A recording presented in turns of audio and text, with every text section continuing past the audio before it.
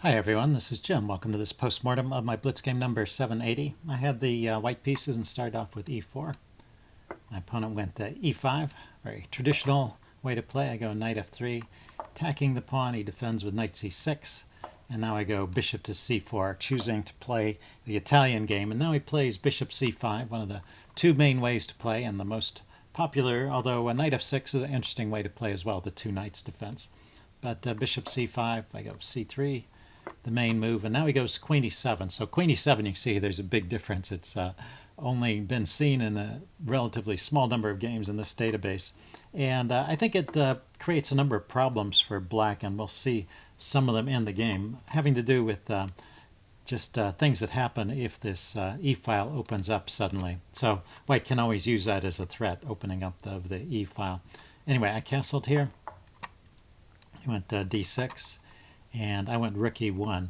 So the book move here is d4, and that's also better by the chess engine, by the chess engine's reckoning as well. So play d4, kick the bishop back, and then play a4, harassing the bishop, and then bishop to e3, and that's how the chess engine wants to play it. So it's not trying to open things up right away. It's just continuing to develop and getting the pieces out actively. I guess the main point is that at this point, there's no real hurry to play rook e1 and defend the e-pawn.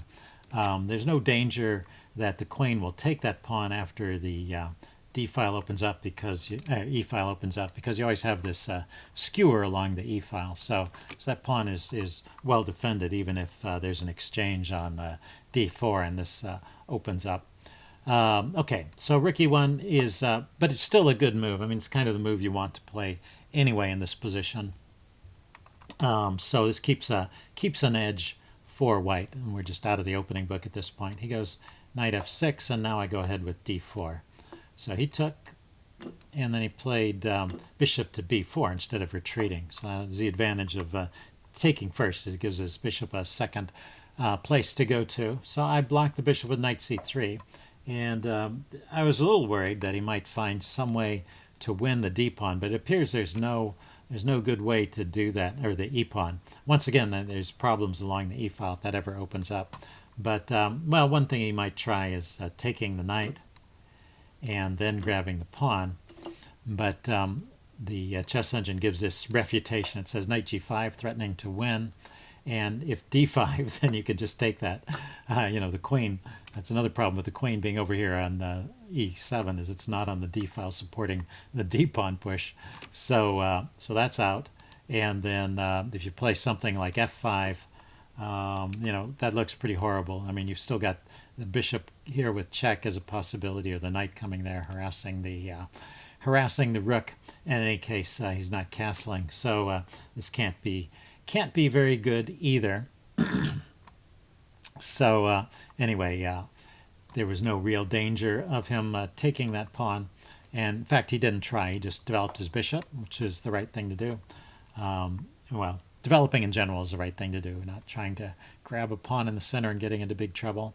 So I developed my bishop, pinning his knight, played h6, and well, there's an interesting move here. After bishop takes f6, my advantage decreases. I mean, I still have an edge, but black has more of a fighting chance after that. So the most accurate way of playing is e5. Already, this is one way of exploiting the e-file, the dangers on the e-file. So, for example, he can't actually take the bishop, because I'll take the knight, and at the same time that I grab the knight, I also win the queen for the rook. So that's just unplayable. So that means after e5, he has to find some other way to play. The chess engine gives this line: d takes, and knight takes, to deal with the pin that way. But this knight is actually can be taken. This is not maybe immediately obvious, because there's a tactic here that I missed during the game, which is this queen a4 check. So hitting the king and hitting the bishop, and so that ends up winning two pieces for the rook, similar to what happened in the game, but in better circumstances, it appears. So yeah, it's happening before he's had a chance to castle. So it looks like that is pretty strong. So really this e5, d takes e5, knight takes e5. Yeah, whenever the knight moves away from defense of the bishop, then you should be alert for this tactic if your opponent hasn't castled. That's the one message there. Anyway, I took, and as I said, this keeps some kind of slight edge. But the combination of that and the move e5, kind of lets black into the game. Right here, the chess engine much prefers to move knight to d5. It's kind of a clever way of unpinning because the knight hits the queen, and the queen has to move, and then I can trade off his bishop on b4. I don't win material like with the check. Well, I don't know. It's a little bit tricky. Maybe I do. I trade. Let's see. I bring my knight out. He moves the queen. I take the bishop. He takes with the knight. I bring the queen here with check. He brings the knight back, and then I can push the d pawn forward. So maybe I do win some material that way as well. Anyway, that would be better than what I played, which was the immediate e5. So he took, and I took back. And then right here, if he would play a move like queen g6, then this is the chess engine's best line for both sides. Bishop d3 harassing the queen, queen e6, h3 kicking the bishop, bishop h5, and black is not in such bad shape. He's going to get to castle. All his pieces are out. The material is even. So he's kind of weathered the worst of it. There's still an edge to white, but really I've given up the advantage that I had earlier. So that was his chance to kind of equalize or get near to equality. Instead, he took, and well, this loses once again because of queen a4 check, which I didn't play, sadly. I took the knight. I mean, I had calculated a line which I thought was pretty good because I got two pieces for the rook, and that was correct. It's just that this queen a4 check was simply better. So I took the rook. He took with the queen. I took the queen. He takes my queen, and then I took the bishop. And yeah, and I'm just well, I've got two pieces, basically two knights. I've got these two knights for his rook, and rook and bishop versus rook and bishop, and he's also got a pawn. So rook and pawn against two knights is not too far off from even. So it's not a huge advantage, but just an edge to white anyway. And as we get into the endgame, that becomes more important anyway. The advantage that I have in the endgame should be pretty good. Give me pretty good winning chances. So he castled here, trying to get out of the center before my pieces come swarming in, and I played g3. So right here, instead of g3, I could have actually taken. I was a little worried. I mean, the reason I went with g3 right away is because my first instinct was to play the rook here, gang up on the pawn that way, and I was worried he might reply with his rook here, skewering my knight and threatening to mate on the back rank. And that would be kind of uncomfortable. So I just played g3 to get rid of those possibilities. But if we back up, I can exploit that weakness on f7 in another way. It's by taking with a knight, and he takes back, and I've got the rook in a pin, and I can use that by placing my rook here. And now if he tries to do any tricks, for example, rook to e8 threatening mate, I can actually take this this rook with check and take the other rook. So that's not going to work at all. He has to play something like rook to f8 to hold on to things. And now, well, I can mop up some pawns. This rook is fixed in place. He's not really threatening to take here as long as that's pinned. And so I can start mopping up things along the second rank. And when he unpins, then I can grab that rook for, yeah, I think I actually just win it if he ever moves his king away. So this is a pretty strong position for white. That's the best way to win from this spot. So g3, and he comes back bishop d6, and I drop my knight back, and so at this point he's I guess this is where he's getting back into the range of equality. Let's see, he went rook f to e8 here, getting his rook on an open file. I played king to g2, and rook a to d8. So he centralized his rooks. And I went knight to b5. I just want to trade off that bishop. It's a good piece and maybe damages pawn structure. So it kind of helped me out with this a6 move. There might have been better ways to play that. I take, and he took with the pawn, and then I go bishop d5. So I'm blockading that pawn, and I'm hitting this pawn. So this move comes with tempo. And I've sort of slowly reclaimed my advantage. so I probably have a pretty good edge at this point in the game. Let's see. Went knight d4, just trying to activate that knight, and has some interesting ideas of coming in here or here as in the game. He went rook to c8, and now knight to f5. It's a pretty good move, hitting this pawn, threatening the fork.